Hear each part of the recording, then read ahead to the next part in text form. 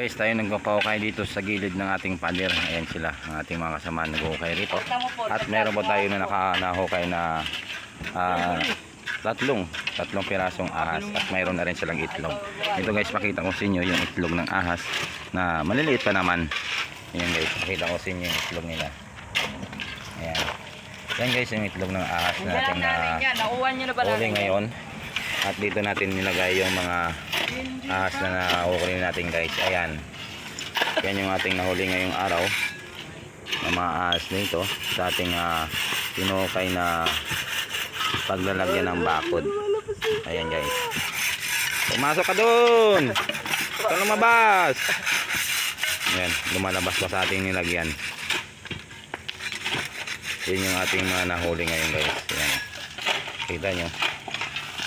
Diba?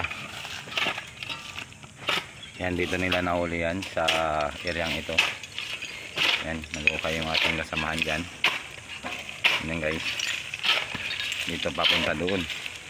At yan guys, lalabasan naman siya. Pasok!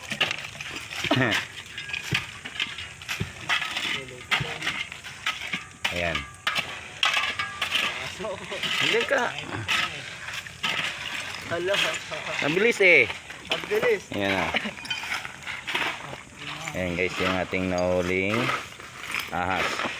Ayan, tumatakbo pa. Ayan. Hala. Hala. Hala. Hala. Ayan. Naglaro na tayo. Huwag kang manod. Antikas eh. Say, ba't tulog eh?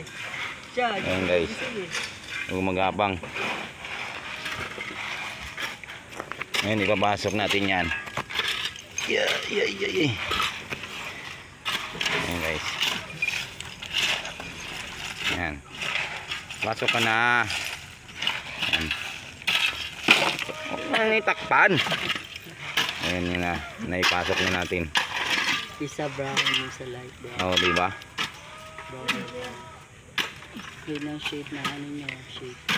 At yun ang kanilang itlog. Apat